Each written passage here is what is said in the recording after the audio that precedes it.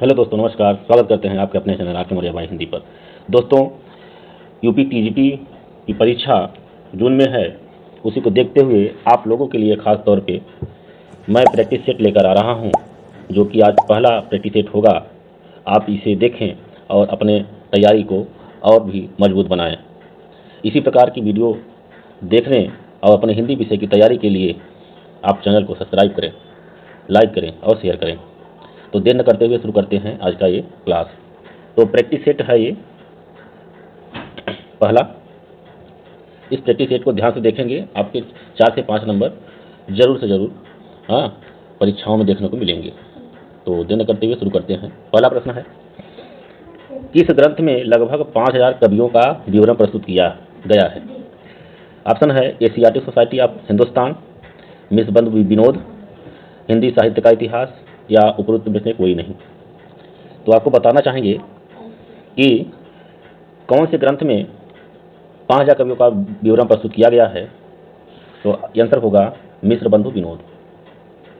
मिश्र बंधु द्वारा रचित मिश्र बंधु विनोद ये हिंदी साहित्य से रिलेटेड रचना है, जिसमें मिश्र बंधु हैं गणेश बिहारी, सुखदेव और श्याम बिहारी। ठीक है, ये तीनों भाई थे जिन्होंने 5000 कवियों का विवरण जो अपने ग्रंथ में प्रस्तुत किया है। ग्रंथ का नाम है मिश्र बंधु विनोद। अगला प्रश्न है, अगला प्रश्न क्या करता है, हिंदी प्रदीप पत्र के संपादक का नाम क्या है? हिंदी प्रदीप पत्र के संपादक, संस्थापक संपादक। ऑप्शन है प्रताप राय मिश्र, भारतेंदु हरिश्चंद्र, बालकृष्ण भट्ट या मदन मोहन मालवीय।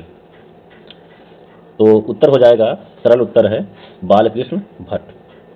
बताना चाहेंगे कि भट्ट जी हिंदी के प्रथम निबंधकार और हिंदी के एडिशन माने जाते हैं। अकॉर्डिंग टू आचार्य रामचंद्र शुक्ल, हिंदी के एडिशन माने जाते हैं। वहीं पे जो रामविलास शर्मा हैं, उन्हें जो है हिंदी आलोचना का जन्मदाता जो है माना जाता है।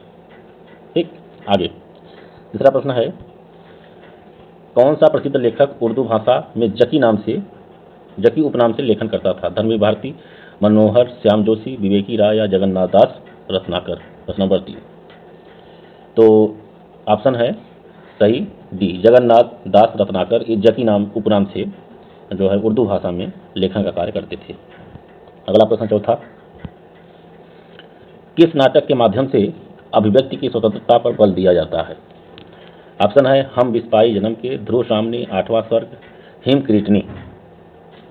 तो उत्तर होगा इसमें, ये होगा आपका सी, आठवां स्वर्ग। अभिव्यक्ति की स्वतंत्रता पर बल जो है दिया जाता है।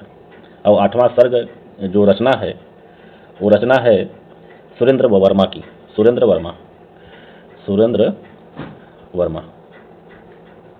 ठीक है, अगला प्रश्न है, आधे अधूरे नाटक का मुख्य विषय है क्या है? स्त्री जीवन की समस्याओं को उजागर करना, स्त्रियों की स्वतंत्रता पर विचार करना, मध्यम वर्गीय जीवन की विडंबनाओं को प्रस्तुत करना, या उपयुक्त सभी सत्य है। ठीक है, क्या होगा इसका आंसर? तो इसका उत्तर होगा मध्यम वर्गीय जीवन की विडंबनाओं को प्रस्तुत करना। ध्यान रखिएगा। प्रश्न नंबर 6, जयशंकर प्रसाद की अंतिम कृति है, यानी अंतिम रचना क्या है जयशंकर प्रसाद की? कामायनी है, प्रेम प्रतीक है, महाराणा का महत्व या चित्राधार। क्या होगा? तो कामायनी जो है जयशंकर प्रसाद की अंतिम रचना मानी जाती है। ठीक है, अगला प्रश्न है, वल्लभाचार्य के संपर्क से पूर्व सुंदरदास, वल्लभाचार्य से संपर्क के पूर्व ये क्या नाम है, सूरदास के भक्ति का भाव स्वरूप क्या था? सख्य भाव, माधुर्य भाव, दास्य भाव, या इनमें से कोई नहीं। प्रश्न नंबर 7। हाँ, तो इसका उत्तर हो जाएगा दास्य भाव की। ठीक है, यानी वल्लभाचार्य से संपर्क से पहले सूरदास के भक्ति भाव का स्वरूप दास्य भाव का था। और शास्त्रों में भक्ति के 9 भेद बताए गए हैं, जिसमें श्रवण, कीर्तन, स्मरण, पादवेशन, अर्चन, वंदन, दास्य, सख्य एवं आत्मनिवेदन, जिन्हें नवधा शक्ति कहा जाता है, ये ध्यान रखना है। प्रश्न नंबर 8, भंवर गीत किसकी रचना है? सूरदास की, नंददास की, कविरत्न की या रत्नाकर की? तो भंवर गीत जो रचना है वह है नंददास की, ध्यान रखिएगा। और ये भी ध्यान रखिएगा कि नंददास ब्रज भाषा के संत कवि और अष्टछाप के कवि थे। इन्होंने रास पंचाध्यायी, सिद्धांत पंचाध्यायी, अनेकार्थ मंजरी, रूप मंजरी, रस मंजरी, विरह मंजरी, हाँ, श्याम सगाई, ये सभी रचनाएं जो है इन्होंने लिखी। दोस्तों, वीडियो पसंद आ रही हो तो वीडियो को जरूर लाइक कर देंगे, चैनल को जरूर सब्सक्राइब कर देंगे। अगला प्रश्न है प्रश्न नंबर 9 क्या कहता है कि दादू दयाल का जन्म कहाँ हुआ था? प्रयागराज में, अहमदाबाद में, काशी में या राजस्थान में? दादू दयाल का जन्म कहाँ हुआ था? तो आंसर होगा इसका अहमदाबाद में। दादू दयाल का जन्म अहमदाबाद में हुआ था और इनको जो है भक्तिकाल की ज्ञानश्रयी शाखा का प्रमुख कवि जो है माना जाता है। ठीक है, अगला प्रश्न है प्रश्न नंबर 10। कुंदन को रंग फिको लागे, झलके अति अंगन चार गुराई। पंक्ति किसकी है? कुंदन को रंग फीको लगे, झलके अति अंगन सब चर गुराई। तो ये रचना किसकी है? ऑप्शन है मतिराम, देव, सेनापति या घनानंद। प्रश्न नंबर 10। तो ये रचना है मतिराम की। किसकी है? मतिराम की। मतिराम की जो और रचनाएं हैं जिसमें रसराज और ललित ललाम, ये मतिराम की प्रसिद्ध रचनाएं हैं। रहीम कृत मदनाष्टक की भाषा क्या है? अवधी है, ब्रज है, खड़ी बोली या बिहारी भाषा है? बताना है। ठीक है, तो रहीम कृत मदनाष्टक की भाषा क्या है? ध्यान रखना है, खड़ी बोली है। क्या है? खड़ी बोली है। ठीक है, इनका पूरा नाम अब्दुल रहीम खान खाना, अब्दुल रहीम ये खान खाना था। रहीम ने दोहावली, बरवय, नायिका भेद, मदनाष्टक और नगर शोभा ये सभी रचनाएं जो है लिखी। प्रश्न नंबर 12। रीति सिद्ध कवि हैं। रीति सिद्ध आप लोगों ने पढ़ा होगा रीतिकाल में, रीतिबद्ध, रीति सिद्ध और रीति मुक्त कवि। तो रीति सिद्ध कवि कौन है इसमें? घनानंद, देव, भूषण, बिहारी। तो ध्यान रखना है कि बिहारी जो है रीति सिद्ध कवि हैं। ठीक है, बिहारी का पूरा नाम बिहारी लाल चौबे था और इनकी एकमात्र रचना बिहारी सतसई है जो मुक्तक काव्य है, जिसमें 719 दोहों का संकलन है। कितने हैं? 719 दोहे। ठीक, और बिहारी सतसई की रचना ब्रज भाषा में है, ध्यान रखना। प्रश्न नंबर 13। प्रेम सरोवर किसकी रचना है? भारतेंदु हरिश्चंद्र ऑप्शन में है, प्रेमचंद है, प्रेमघन है या प्रताप नारायण मिश्र है? तो प्रेम सरोवर रचना है भारतेंदु हरिश्चंद्र की। ठीक है, भारतेंदु हरिश्चंद्र को आधुनिक हिंदी साहित्य का पितामह कहा जाता है। भारतेंदु की कृतियाँ विद्या सुंदर, पाखंड विवंदन, विडम्बन, धनंजय विजय, कर्पूर मंजरी ये सभी अनुदित हैं और कुछ मौलिक नाटक भी लिखे जिनमें सत्य हरिश्चंद्र, श्री चंद्रावली, विशस्य विषमौषधम, भारत दुर्दशा। ठीक है, ये सभी उनकी रचनाएं हैं। कुछ मौलिक हैं, कुछ अनुदित हैं। प्रश्न नंबर 14। ऋतु वर्णन के लिए प्रसिद्ध कवि कौन है? सेनापति, देव, पद्माकर या बिहारी? इसका उत्तर हो जाएगा सेनापति। ध्यान रखना है, ऋतु वर्णन के लिए प्रसिद्ध कवि सेनापति हैं। हाँ, सेनापति जो है भक्तिकाल और रीतिकाल के संध युग के कवि जो है माने जाते हैं, जिन्होंने ऋतु वर्णन, सोहत, उतंग, उत्तमांग कुछ रचनाएं जो है लिखी। अगला प्रश्न है, क्या प्रश्न है? तृप्यंताम के रचनाकार कौन है? भारतेंदु हरिश्चंद्र, जगमोहन सिंह, प्रेमचंद या प्रताप नारायण मिश्र? तो तृप्यंताम रचना जो है किसकी है? प्रताप नारायण मिश्र की है। इनकी कुछ और मतलब एक कोटेशन था इनका, हिंदी हिंदुस्तान, हिंदुस्तान इनका प्रसिद्ध नारा था। हिंदी हिंदू हिंदुस्तान। ठीक है, भारत दुर्दशा, कलि कौतुक, कलि प्रभात आदि इसके प्रमुख इनके जो है प्रमुख नाटक हैं। ठीक, अगला है प्रश्न नंबर 16 में क्या कहता? नागर तेरी यही दशा। नागर तेरी यही दशा किसकी रचना? हजार प्रसाद द्विवेदी, महावीर प्रसाद द्विवेदी, मैथिली चंद्रगुप्त या हरिऔध? तो नागर तेरी यही दशा इसकी जो रचनाकार हैं वो हैं महावीर प्रसाद द्विवेदी जी। ध्यान रखिएगा। खड़ी बोली हिंदी का प्रथम महाकाव्य क्या है? खड़ी बोली हिंदी का प्रथम महाकाव्य क्या है? सभी जानते हैं। ऑप्शन है साकेत, कामायनी, वैदेही वनवास या प्रिय प्रवास। तो सभी जानते हैं इसके बारे में। प्रिय प्रवास है जो कि रचना है अयोध्या सिंह उपाध्याय हरिऔध की। और ये भी ध्यान रखना है कि इस रचना पर उन्हें मंगला प्रसाद पारितोषिक सम्मान जो है दिया गया था। इनकी कुछ और रचनाएं हैं, ठेठ हिंदी का ठाठ, अधकिला फूल, कवि सम्राट, पारिजात इत्यादि। प्रश्न नंबर 18 क्या कहता है? द्विवेदी युग के प्रमुख सूक्तिकार माने जाते हैं हरिऔध, मैथिली चंद्रगुप्त, रामचरित उपाध्याय या सियाराम शरण गुप्त? तो द्विवेदी युग के प्रमुख सूत्रकार सूक्तिकार माने जाते हैं, वो माने जाते हैं रामचरित उपाध्याय। ठीक है, इन्हें जो है राष्ट्रीय जागरण का कवि भी कहा जाता है। इनकी रचनाएं कुछ हैं, जिसमें सूक्ति मुक्तावली, राष्ट्र भारती, देवदूत, देवसभा, विचित्र विवाह और रामचरित्र चिंतामणि, जो कि एक महाकाव्य है, इनकी रचनाएं हैं। आगे बढ़ते हैं दोस्तों, इसमें 125 क्वेश्चन रहने वाले हैं, तो ध्यान से देखिए और अपनी तैयारी को मजबूत करिए। आगे बढ़ते हैं, प्रश्न नंबर 19। स्वर्गीय वीणा ये रचनाकार हैं, कौन हैं? मुकुटधर पांडे, श्रीधर पाठक, रत्नाकर या राम नरेश त्रिपाठी?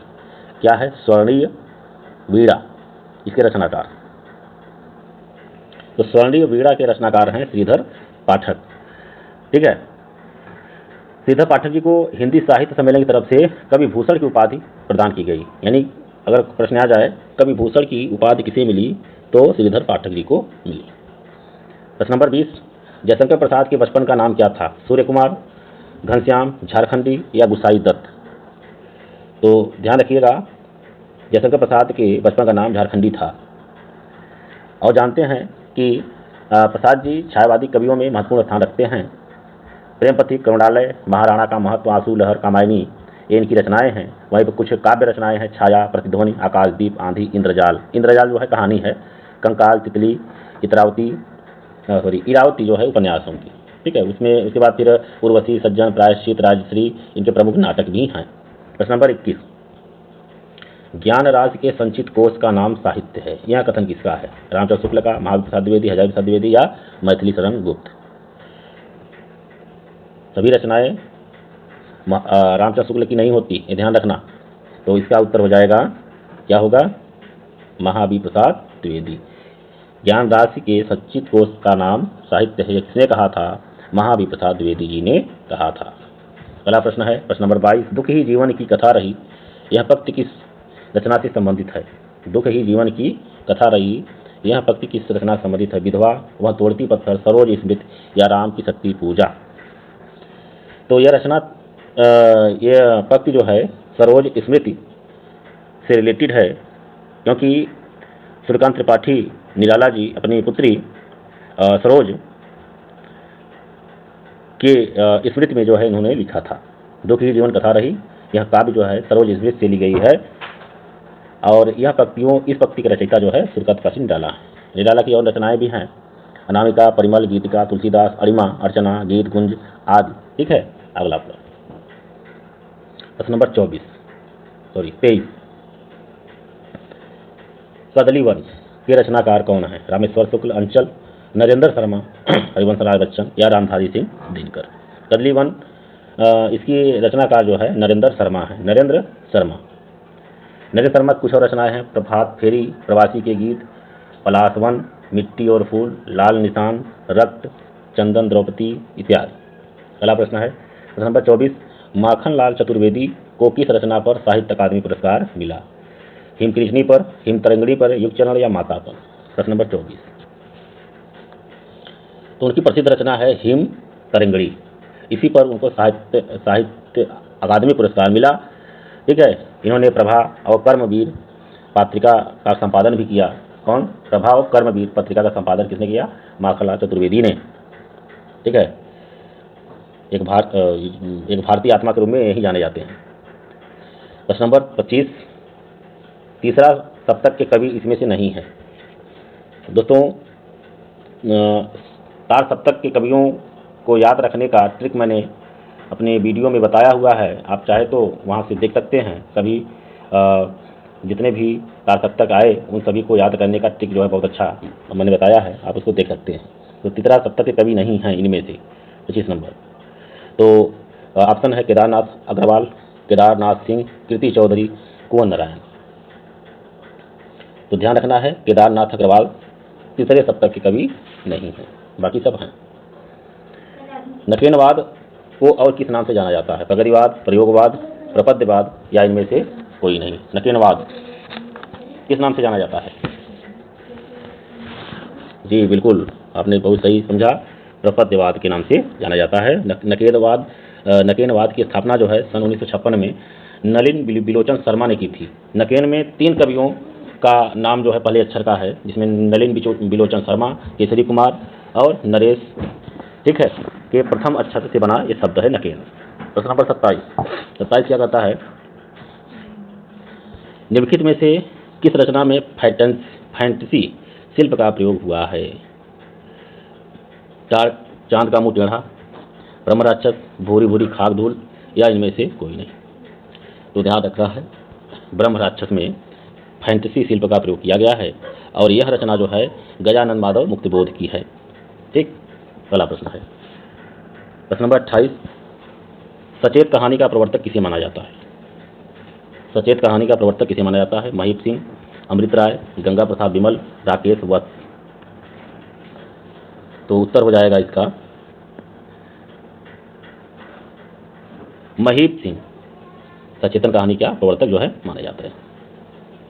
सचेतन कहानी जो है उसका उद्देश्य व्यक्ति के संघर्षों से पलायनवादी न बनाकर, ठीक है, जागरूक और सक्रिय बनाना था। यह कहानी जो है आंदोलन तथा उसके प्रवर्तक कहानी गंगा प्रसाद बिमल, ठीक है, और फिर उसके बाद फिर सहज कहानी अमृत राय द्वारा, सक्रिय कहानी राकेश वत्स द्वारा, समानांतर कहानी कमलेश्वर और नई कहानी राजेंद्र यादव, मोहन राकेश कमलेश्वर। ठीक है, इस प्रकार से इनके बारे में बताया गया कि महीप सिंह को सचेतन कहानी का प्रवर्तक माना जाता है। पहला प्रश्न है, हिंदी, उर्दू और हिंदुस्तानी भाषा के लेखक हैं उदय नारायण तिवारी, पदम सिंह शर्मा, किशोरी दास, श्रीलाल शुक्ल। तो इसका उत्तर हो जाएगा, क्या होगा? पदम सिंह शर्मा। ठीक है, तो 29 क्वेश्चन हो चुके हैं। आगे बढ़ते हैं। दोस्तों, वीडियो पसंद आ रहे हो जरूर चैनल को सब्सक्राइब कर लेंगे।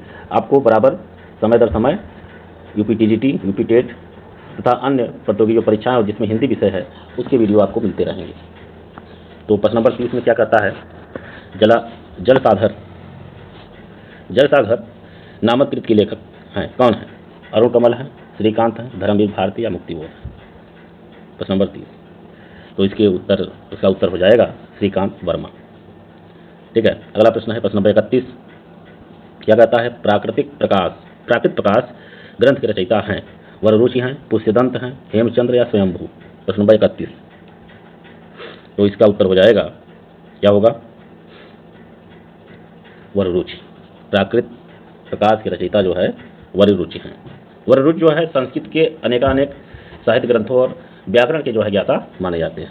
प्रश्न नंबर 32, रामचंद्र शुक्ल ने सूफी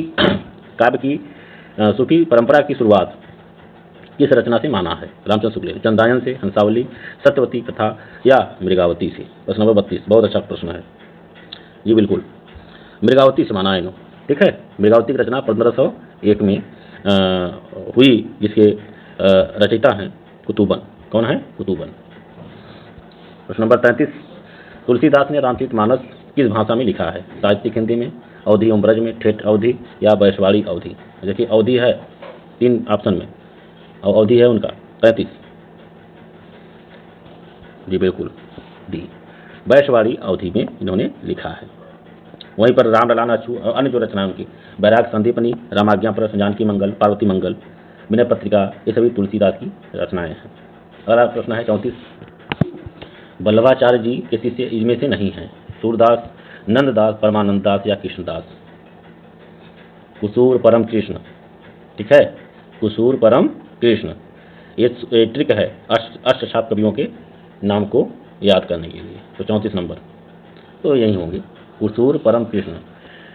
कुंभन दास है, सूरदास हैं, परमानंद दास और कृष्णदास, ये सभी वल्लभाचार्य के हैं। ये नंददास जो है वल्लभाचार्य के जो पुत्र थे विठलनाथ, ठीक है, उनके जो है शिष्य हैं। प्रश्न नंबर 35, अमीय हलाहल मद भरे श्वेत श्याम रत्नार, ये पंक्ति किसकी है? रसनिध की, रसलीन की, सोमनिध या बिहारी की? प्रश्न नंबर 35, यह रचना है रसलीन की। देखिए, रस निधि रसलीन में बच्चे कंफ्यूज हो जाते हैं, तो ध्यान देना है रसलीन की। रसलीन का जो पूरा नाम था वह था सैयद गुलाम नबी। ठीक है, इनकी 2 रचनाएं प्रसिद्ध हैं, अंग दर्पण, ठीक है, जो कि 1737 ईस्वी में लिखी गई थी, और दूसरा रस प्रबोध, ठीक है, जो 1747 में लिखी गई। अगला प्रश्न, समाचार सुधावर्षण के संपादक थे? ध्यान देना है, यह कोलकाता से 1754 में प्रकाशित हुई थी, हिंदी और बंगला में, दोनों भाषा में। तो इसके जो संपादक थे उनका नाम था श्याम सुंदर सेन। प्रश्न नंबर 37, विलक्षण बात यह है कि आधुनिक गद्य साहित्य की परंपरा का प्रवर्तन नाटकों से हुआ, यह कथन किसका है? नागेंद्र जी का, शुक्ल जी का, हजारी प्रसाद द्विवेदी जी या बच्चन जी? तो यह कथन है रामचंद्र शुक्ल जी का। अगला प्रश्न है, थोड़ा जल्दी करते हैं। कालचक्र नामक कृति के लेखक कौन है? प्रेमघन, भारतेंदु हरिश्चंद्र, देवकीनंदन खत्री या महावीर प्रसाद द्विवेदी? 38 नंबर। कालचक्र नामक रचना के रचनाकार हैं भारतेंदु हरिश्चंद्र। अगला प्रश्न है, पद्मिनी चरित्र के रचयिता हैं लालचंद, काशीराम, चंद्रबरदाई या जगनिक? 39 नंबर। तो पद्मिनी चरित्र के रचनाकार जो हैं वह हैं लालचंद। ठीक है, लालचंद। प्रश्न नंबर 40, केशवदास को भाषा का मिल्टन किसने कहा? केशवदास को भाषा का मिल्टन किसने कहा? रामचंद्र शुक्ल जी ने, हजारी प्रसाद द्विवेदी ने, मिश्र बंधु ने या ग्रियर्सर जी? प्रश्न नंबर 40, तो मिल्टन, ठीक है, केशवदास को भाषा का मिल्टन कहा किसने? मिश्र बंधु ने। ठीक है, मिश्र बंधु ने कहा। अगला प्रश्न है प्रश्न नंबर 41, थोड़ा जल्दी करते हैं, नहीं ज़्यादा समय जाएगा आप लोगों का। हाँ, अगला प्रश्न है, सतनामी संप्रदाय के संस्थापक कौन? वीरभान, जम्बननाथ, जगजीवन दास या श्रीचंद? सतनामी संप्रदाय 41 नंबर। तो इसके संस्थापक थे जगजीवन दास जी। ठीक है। प्रजाहितैषी नामक पत्रिका कहाँ से निकलती थी? कलकत्ता, आगरा, कानपुर या इलाहाबाद? तो प्रजाहितैषी आपके यूपी के आगरा जिले से जो है निकलती थी प्रजाहितैषी। हाँ, यह पत्रिका था राजा लक्ष्मण सिंह का। प्रश्न नंबर 43, वेदांत सूत्र का हिंदी गद्य में किसने अनुवाद किया, प्रकाशित कराया? ठीक है, भारतेंदु हरिश्चंद्र, राजा राम मोहन राय, ज्ञान प्रताप नारायण मिश्र? प्रश्न नंबर 43, तो इसका उत्तर राजा राम मोहन राय ने। ठीक है, वेदांत सूत्र का हिंदी में अनुवाद राजा राम मोहन राय ने कराया। अगला प्रश्न है, हाँ, तो किसने कराया वेदांत सूत्र का? अच्छा, ये तो हो गया तो मिला के राजा राम मोहन राय ने।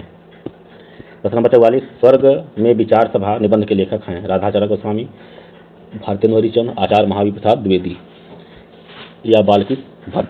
प्रश्न नंबर 44, स्वर्ग में विचार सभा नामक निबंध के लेखक जो है कौन है? भारतेंदु हरिश्चंद्र। प्रश्न नंबर 45, देव माया प्रपंच नाटक के रचनाकार हैं देव, घनानंद, बिहारी या मंडन मिश्र? तो देव माया प्रपंच के नाटक रचनाकार देव हैं। ठीक है। अगला प्रश्न है, समझदार की मौत है किसका व्यंग्यात्मक निबंध है? भारतेंदु हरिश्चंद्र, प्रताप नारायण मिश्र, बालमुकुंद गुप्त या बालकृष्ण भट्ट? ये व्यंग्य है। अब व्यंग्य लिखने वाले भारतेंदु युग के कौन थे? प्रताप नारायण मिश्र जी थे। कौन थे? प्रताप नारायण मिश्र। ये उत्तर हो जाएगा। विजयानंद दुबे किस लेखक का उपनाम है? गोविंद नारायण मिश्र का, विशंभर नाथ शर्मा कौशिक, पदम सिंह शर्मा, पूर्ण सिंह? प्रश्न नंबर 47, तो विजयानंद देव उपनाम विशंभर नाथ शर्मा का है। ठीक है, विशंभर नाथ शर्मा कौशिक का है। प्रश्न नंबर 48, द्विवेदी युग को जागरण सुधार काल नाम किसने दिया? डॉक्टर राम कुमार वर्मा, डॉक्टर नागेंद्र, आचार्य शुक्ल, रामविलास शर्मा? प्रश्न नंबर 48,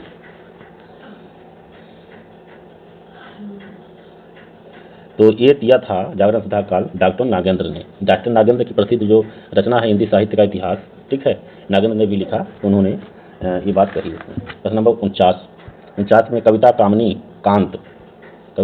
कांत उपाधि किस कवि को प्राप्त है? श्रीधर पाठक, महावीर प्रसाद द्विवेदी, नाथूराम शर्मा शंकर या आचार्य रामचंद्र शुक्ल? इन चारों में से कौन सा होगा? 49, तो कविता कामनी कांत की उपाधि जो धारण की वो थे नाथूराम शर्मा शंकर। प्रश्न नंबर 50 पे आ गए हैं। किस लेखक के गद्य विधान को आचार्य शुक्ल ने सायास अनुप्रास में गुथे शब्द गुच्छों का अटाला कहा है? गोविंद नारायण मिश्र, बालमुकुंद गुप्त, माधव प्रसाद मिश्र या सरदार पूर्ण सिंह? प्रश्न नंबर 50, तो ये कहा था गोविंद नारायण मिश्र को। ठीक है, ये कहा था कि सायास अनुप्रास में गुथे शब्द गुच्छों का अटाला, अपना चेहरा, लाल पीली जमीन, हुजूर दरबार, ये सभी ये गोविंद नारायण मिश्र की जो है रचनाएं हैं। ओ प्रकृति माँ इनका काव्य संग्रह है, ध्यान रखना, ओ प्रकृति माँ। प्रश्न नंबर 51 पे चलते हैं। दोस्तों वीडियो पसंद आ रही हो तो जरूर चैनल को सब्सक्राइब कर लें और एक लाइक कर दें और कमेंट जो है करते रहें। प्रश्न नंबर 51, खड़ी बोली का आंदोलन किसने चलाया? प्रश्न नंबर 51, खड़ी बोली के जन्मदाता के रूप में तो जानते ही हैं, लेकिन खड़ी बोली का आंदोलन किसने चलाया? ऑप्शन है हरिऔध, अयोध्या प्रसाद खत्री, जगमोहन सिंह, श्रीधर पाठक। तो हो जाएगा इसका उत्तर अयोध्या प्रसाद खत्री का। ठीक है, अयोध्या प्रसाद खत्री ने खड़ी बोली का आंदोलन चलाया था। खड़ी बोली को साधु भाषा किसने कहा? बालमुकुंद गुप्त, सदल मिश्र, राम प्रसाद निरंजनी, भारतेंदु। तो खड़ी बोली को साधु भाषा जो है भारतेंदु हरिश्चंद्र जी कहा था। ठीक है, भारतेंदु हरिश्चंद्र को हिंदी साहित्य में आधुनिकता का पहला रचनाकार कहा जाता है। हिंदी साहित्य में नाटक विधा का आरंभ भारतेंदु समय से ही माना जाता है। हरिश्चंद्र चंद्रिका, कवि वचन सुधा, बाला बोधनी नामक पत्रिका के माध्यम से भारतेंदु हिंदी का विकास कार्य जो है कर रहे थे, ये ध्यान रखना है। प्रश्न नंबर 53 में लिखो न करो लेखनी बंद पंक्ति किससे संबंधित है? श्रीधर पाठक, रामनाथ त्रिपाठी, हरिऔध या रूप नारायण पांडे। प्रश्न नंबर 53, यह पंक्ति है श्रीधर पाठक की। ठीक है, इसकी पंक्ति है श्रीधर पाठक। अगला प्रश्न है प्रश्न नंबर 54, विजय वैजयंती किसकी रचना है? विजय वैजयंती नामक ये जो रचना है ये किसकी है? प्रताप नारायण मिश्र, प्रेमगम, अज्ञेय या भारतेंदु हरिश्चंद्र। तो विजय वैजयंती ये जो है भारतेंदु हरिश्चंद्र की रचना है। प्रश्न नंबर 55, बिहारी बिहार काव्य रचना के रचयिता हैं कौन है? भारतेंदु हरिश्चंद्र, अंबिकादत्त व्यास, बालकृष्ण भट्ट या महावीर प्रसाद द्विवेदी। 55, तो बिहारी बिहार नामक की रचना कार जो है अंबिकादत्त व्यास जी हैं, बिहारी बिहार। ठीक है, इन्हें जो है 19वीं सदी का बाणभट्ट जो है माना जाता है। 19वीं सदी का बाणभट्ट किसे माना जाता है? अंबिकादत्त व्यास। प्रश्न नंबर 56, अनावृत कपाटम द्वारम देहि पंक्ति का संबंध किनसे है? दंडी से, भारवी से, भवभूति से या कालिदास से। प्रश्न नंबर 56, अनावृत कपाटम द्वार देहि पंक्तियां जो है भारत के जो शेक्सपियर कहलाए कालिदास जी उनसे संबंधित है। प्रश्न नंबर 57, सहसा विदतीत न क्रियाम, सहसा विदतीत न क्रियाम किसका प्रिय श्लोक है? कालिदास, भारवी, माघ या भवभूति। यह जो है भारवी का प्रिय जो है श्लोक है। प्रश्न नंबर 58 क्या कहता है? निम्नलिखित में कौन मुनित्रयी से संबंधित नहीं है? कात्यायन, पाणिनि, हेमचंद्र या पतंजलि। तो मुनित्रयी में हेमचंद्र शामिल नहीं है, बाकी कात्यायन, पाणिनि, पतंजलि शामिल हैं। ठीक है, संबंधित हैं। प्रश्न नंबर 59, निम्नलिखित ग्रंथों में किसका संबंध प्रत्याहार, माहेश्वर सूत्र, प्रत्यय उपसर्ग आदि से है? महाभारत से, वार्तिक से, त्रिपति महाभारत या अष्टाध्यायी से। प्रश्न नंबर 59, तो ये जो है सभी संबंध है अष्टाध्यायी से। महर्षि पाणिनि की रचना है अष्टाध्यायी। ठीक है, ये सभी उनसे संबंधित है। प्रश्न नंबर 60 में क्या कहता है? अनुशीलन नाम से त्रैमासिक पत्रिका का प्रकाशन किस संस्था द्वारा होता है या होता था? भारतीय हिंदी परिषद, हिंदुस्तानी एकेडमी, परिमल या इंडियन प्रेस। प्रश्न नंबर 60, तो इसका जो प्रकाशन है वह होता था भारतीय हिंदी परिषद से। ठीक है, इलाहाबाद, ये ध्यान रखना है, भारतीय हिंदी परिषद इलाहाबाद। प्रश्न नंबर 61, आचार्य किशोरीदास वाजपेयी के मत से हिंदी में कितने कारक हैं? 7 है, 8 है, 6 है या 5 है? वैसे तो आप सभी जानते हैं कि कारक होते हैं 8। ठीक है, तो किशोरीदास वाजपेयी ने 6 कारकों को ही माना था। ठीक है, कितने? 6 कारक। किशोरीदास वाजपेयी, देखिए आचार्य किशोरीदास वाजपेयी ने कारकों संख्या जो है 6 मानी। इन्होंने हिंदी व्याकरण का परिष्कृत रूप प्रस्तुत किया, अतः इन्हें हिंदी का पाणिनि कहा जाता है। हिंदी का पाणिनि किसे कहा जाता है? किशोरीदास वाजपेयी को, इनको ही हिंदी का पाणिनि कहा जाता है, ध्यान रखना है। अगला प्रश्न है प्रश्न नंबर 62। दोस्तों वीडियो पसंद आ रही जरूर आप चैनल को सब्सक्राइब और लाइक जरूर कर लेंगे, जिससे कि आगे की वीडियो आपको आसानी के साथ मिलती रहें। यूरोप में बिहारी सतसई के समकक्ष दूसरी रचना नहीं है, यह कथन किसका है? यूरोप में भी। ठीक है, आचार्य प्रसाद द्विवेदी, रामचंद्र शुक्ल, रामकुमार वर्मा, जॉर्ज ग्रियर्सन। तो भाई विदेशी थे कौन? जॉर्ज ग्रियर्सन, इन्होंने ही कहा था। ठीक है, बिहारी सतसई एकमात्र रचना है, इसकी भाषा जो है परिनिष्ठित ब्रज भाषा है, जिसमें 719 दोहे हैं। प्रश्न नंबर 63, अभी व्याकरण काव्यशास्त्र से प्रश्न कुछ है। वर्णिक छंद के अंतर्गत इसमें से नहीं आता? मंदाक्रांता, उपेंद्रवज्जा, इंद्रवज्जा या बर्वे छंद। तो 63 वर्णिक छंद के अंतर्गत बर्वे नहीं आता, दोस्तों छंद को पहचानने का ट्रिक जो है मैंने उसका भी वीडियो बनाया हुआ है, आप देख सकते हैं। आप आसानी से मात्रिक, सममात्रिक, विषम मात्रिक, ठीक है, छंदों को पहचान सकते हैं। प्रश्न नंबर 64, धराधर धामन नामक रचना किस कवि से संबंधित है? रामचरित उपाध्याय, राय देवी प्रसाद पूर्ण, रामनरेश त्रिपाठी, श्रीधर पाठक। प्रश्न नंबर 64, तो धराधर धामन नामक जो रचना है वह है राय देवी प्रसाद पूर्ण की। ठीक। अगला प्रश्न है 65, स्वतंत्र रमा और परतंत्र लक्ष्मी किसका उपन्यास है? मेहता लज्जाराम शर्मा, गोपाल राय गहमरी, देवकीनंदन खत्री या अंबिका दत्त व्यास? किसका है? मेहता लज्जाराम शर्मा। ठीक है, स्वतंत्र रमा परतंत्र लक्ष्मी। जाके प्रिय नाम वैदेही किस ग्रंथ की पत्ती है? दोहावली की, कवितावली, विनय पत्रिका या रामचरित मानस की? जाके प्रिय राम वैदेही यह पत्ती है किस ग्रंथ की? तुलसीदास द्वारा रचित विनय पत्रिका से ली गई है। ठीक है, किसके? विनय पत्रिका, ये कहा हो जाएगा। प्रश्न नंबर 67, रस निष्पत्ति के प्रथम व्याख्याकार हैं? भट्टनायक, भट्टलोल्लक, शंकुक या अभिनव गुप्त? तो रस निष्पत्ति के प्रथम व्याख्याकार भट्टलोल्लक हैं। भट्टनायक और भट्टलोल्लक में कंफ्यूजन क्रिएट हो जाता है, ध्यान देना, भट्टलोल्लक। प्रश्न नंबर 68, आनंद रघुनंदन के रचनाकार कौन है? तुलसीदास, मैथिली चंद्रगुप्त, श्रीधर पाठक, महाराज विश्वनाथ सिंह। तो आनंद रघुनंदन की रचनाकार महाराज विश्वनाथ सिंह है, ध्यान रखना। अगला प्रश्न है प्रश्न नंबर 69, हिंदी का सौष्ठववादी आलोचक किसे कहा गया? शांति प्रसाद द्विवेदी, शांतिप्रिय द्विवेदी, डॉक्टर नागेंद्र, नंद दुलारे वाजपेयी, कृष्ण बिहारी मिश्र? नंबर 69, तो इसका उत्तर हो जाएगा नंद दुलारे वाजपेयी, हिंदी का सौष्ठववादी आलोचक। ठीक। लाल चूनर किसकी रचना है? लाल चूनर किसकी रचना है? शकुंतला माथुर, नगेंद्र शर्मा, रामेश्वर शुक्ल अंचल या नलिन बिलोचन शर्मा? तो लाल चूनर जो है अंचल जी की रचना है, रामेश्वर शुक्ल अंचल। प्रश्न नंबर 71, यशपाल कृत सिंहावलोकन किस विधा की रचना है? कहानी, निबंध, जीवनी या आत्मकथा? सिंहावलोकन ये जो है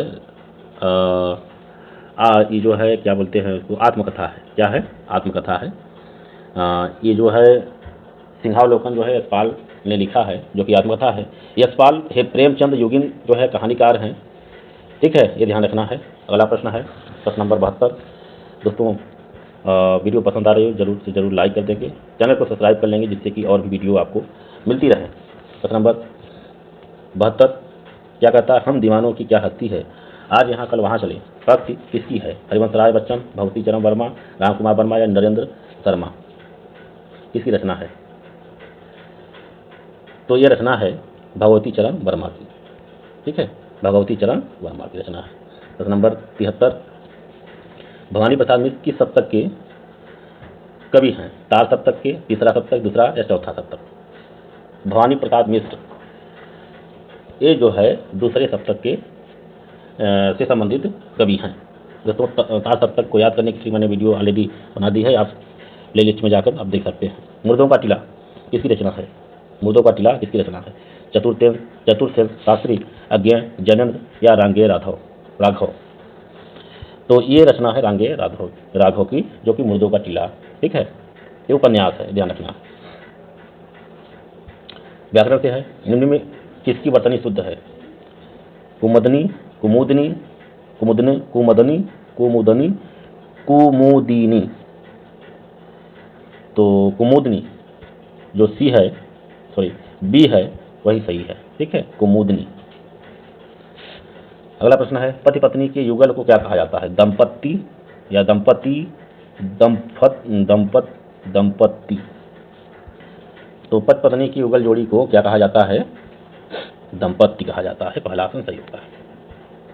प्रश्न नंबर 77, नई जमीन तोड़ना लोकोक्ति का अर्थ क्या है? पुराने को मिटाना, लिखे हुए को काटना, बड़ी लकीर खींचना या अनूठा प्रयोग?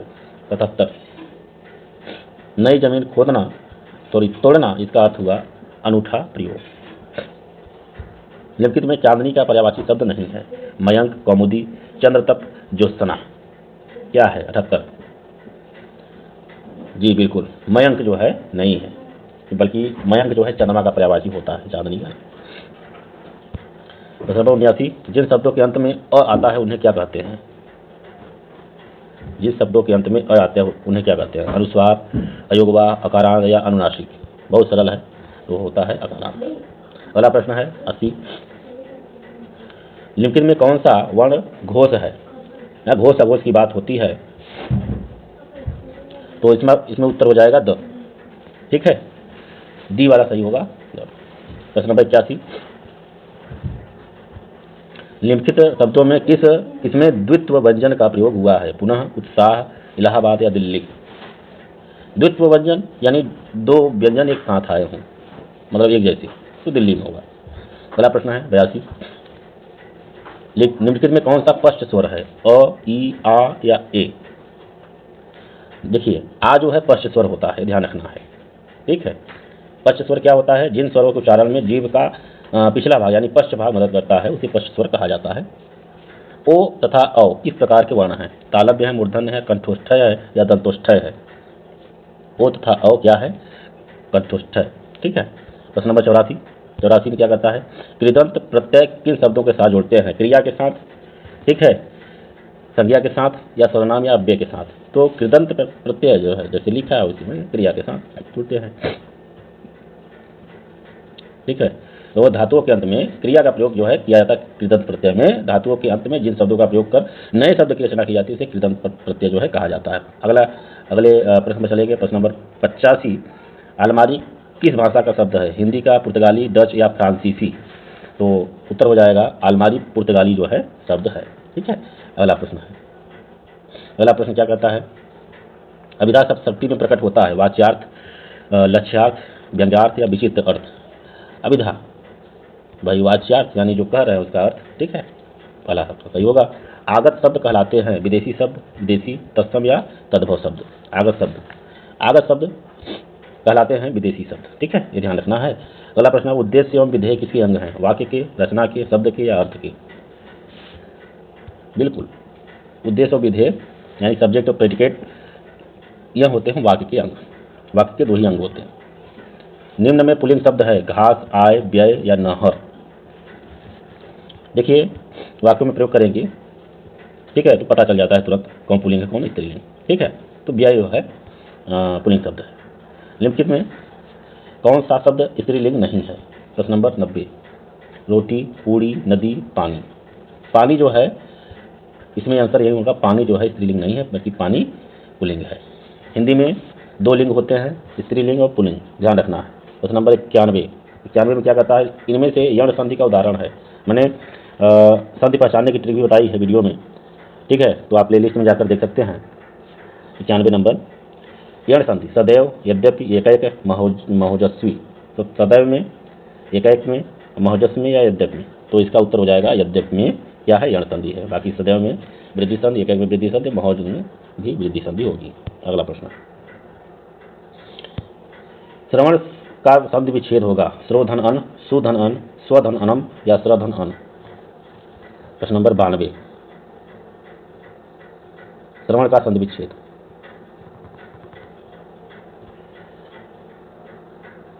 श्रवण में श्रोधन अन। ठीक है, क्या होगा? पहला श्रोधन अन।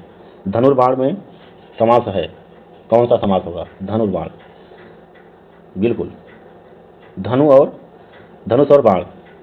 ठीक है, धनुष और बाण। एक मिनट, कौन सा समास होगा? द्वंद्व समास।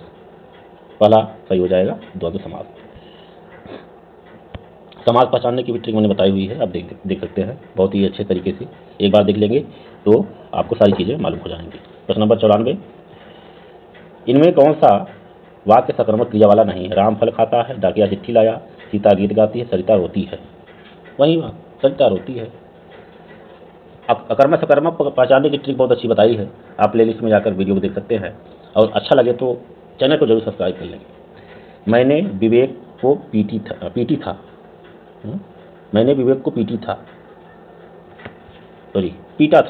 पीटा था होना चाहिए था, या पीटी हो गया है।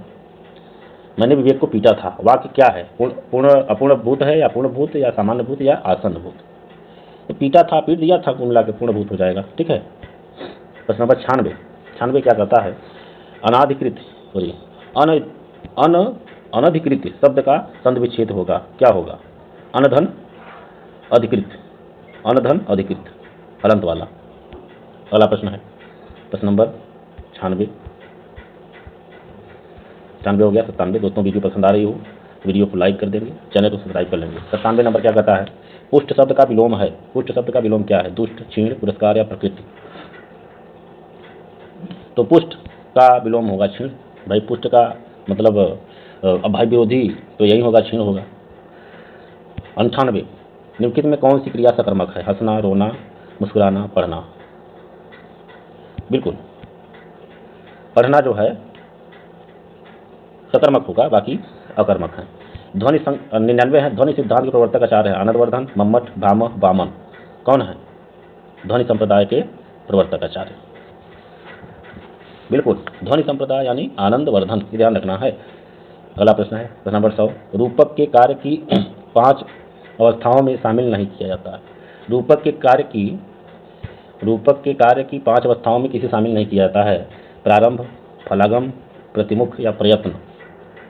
तो देखिए, रूपक के कार्य की 5 अवस्थाएं होती हैं। कितनी अवस्थाएं? 5 अवस्थाएं होती हैं। प्रारंभ, प्रयत्न, प्रत्यास, नियताप्ति और फलागम। ठीक है, ये होती है। तो प्रतिमुख भी जो है नाटक की 5 संधियों में से एक है, तो क्या नहीं होगा? ठीक है, किसे शामिल नहीं किया जाता है? प्रारंभ, फलागम, प्रारंभ, प्रयत्न, प्रत्यास। तो इसमें आप तो प्रतिमुख, ठीक है, इसका आंसर हो जाएगा प्रतिमुख। 5 अवस्थाओं में शामिल नहीं किया जाता। अगला प्रश्न है निम्न में कौन ललित निबंधकार नहीं है? विद्वाननाथ मिश्र, हजारी प्रसाद द्विवेदी, जैनेन्द्र, कुबेरनाथ राय। तो जैनेन्द्र कुमार को ललित निबंधकार नहीं माना जाता, ध्यान रखना है। बाकी तीनों ऑप्शन जो हैं उसको माना जाता है। प्रश्न नंबर 102। अवंति सुंदरी कथा के रचनाकार कौन है? उद्भव, श्रीहर्ष, भारवी या दंडी। कौन है अवंति सुंदरी कथा के रचनाकार? बिल्कुल, दंडी जी। प्रश्न नंबर 103 क्या कहता है? प्रेमचंद द्वारा उर्दू भाषा में लिखा गया उपन्यास बाजरे हुस्न का हिंदी रूपांतरण क्या है? कायाकल्प, सेवा सदन, प्रेमाश्रम या रंगभूमि। तो उत्तर होगा इसका सेवा सदन। बाजरे हुस्न का हिंदी रूपांतरण सेवा सदन है। प्रश्न नंबर 104 संविधान की 8वीं अनुसूची में शामिल 22 भाषाओं में से इनमें से नहीं है? सिंधी, उर्दू, हिंदी, अंग्रेजी। बिल्कुल, अंग्रेजी को भारत की राजभाषा में शामिल नहीं किया गया है, तो अंग्रेजी नहीं है। 105 नागरी दशम रचना है। नागरी दशम किसकी रचना है? लल्लू लाल की, सितारे हिंद, राजा लक्ष्मण सिंह या सदासुख लाल। तो लल्लू लाल जो है नागरी दशम के रचनाकार है, ध्यान रखना है। ठीक। प्रश्न नंबर 106 शाहजहांपुर जनपद में बोली जाने वाली भाषा कौन सी है? बुंदेली, ब्रज, कन्नौजी या खड़ी बोली। तो शाहजहांपुर साइड में कन्नौजी जो है बोली जाती है, क्योंकि कन्नौज के बेल्ट में ये है। ठीक है। अगला प्रश्न है प्रश्न नंबर 107। दोस्तों वीडियो पसंद आ रही हो तो जरूर लाइक कर देंगे और चैनल को सब्सक्राइब कर लेंगे। प्रश्न नंबर 107 क्या कहता है? राजभाषा आयोग की स्थापना, 125 प्रश्न है टोटल। राजभाषा आयोग की स्थापना किस अनुच्छेद से संबंधित है? 343 से, अनुच्छेद 350, अनुच्छेद 357, अनुच्छेद 344। तो राजभाषा आयोग की स्थापना अनुच्छेद 344 से संबंधित है, ध्यान रखना है। प्रश्न नंबर 108 सट्टिका का संधिविच्छेद होगा। सट्टिका का संधिविच्छेद, सतधन टीका। कहाँ लिखा है? सतधन टीका हलंत वाला, ये ध्यान रखना। रोला छंद होता है, रोला छंद होता है सम्मात्रिक, विसम्मात्रिक या वर्णिक या अर्ध सम्मात्रिक। चारों गीत हरि के, सम्मात्रिक छंद। ठीक है, चारों गीत हरि के, ये रोला जो है क्या है? सम्मात्रिक छंद होगा। रोला में 24 मात्राएं होती हैं, मतलब विषम चरणों में 11-11 और सम चरणों में 13-13 मात्राएं होती हैं, ध्यान रखना है। नल चंपू किसकी रचना है? बाणभट्ट, दंडी, भट्ट नारायण या त्रिविक्रम भट्ट की। तो नल चंपू ये रचना है त्रिविक्रम भट्ट की, त्रिविक्रम भट्ट की। प्रश्न नंबर 111 निम्नलिखित में कौन सी रचना बृहत्त्रयी कही जाती है? नैषधीय चरितम, रघुवंशम, शिशुपालवधम, किरातार्जुनीयम। तो किरातार्जुनीयम बृहत्त्रयी कही जाती है, इसमें किरातार्जुनीयम के साथ साथ किरातार्जुनियम जो नियम के जो रचनाकार हैं भारवी हैं, ठीक है। फिर बृहत्त्रयी में शामिल है शिशुपालवधम जो माँ की है, फिर नैषधीय चरितम जो श्री हर्ष की रचना है। तीनों रचनाएं जो है बृहत्त्रयी या पाषाण त्रयी कहलाई जो है जाती है, ठीक।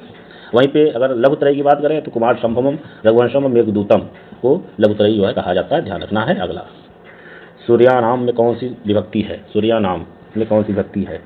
तो सूर्यानाम में षष्ठी विभक्ति होगी। प्रश्न नंबर ए जो है सही होगा। जैसे सूर्यम, सूर्यो, सूर्यान, षष्ठी में सूर्यास्त, सूर्यो, सूर्यानाम ऐसे हो जाता है, ठीक है।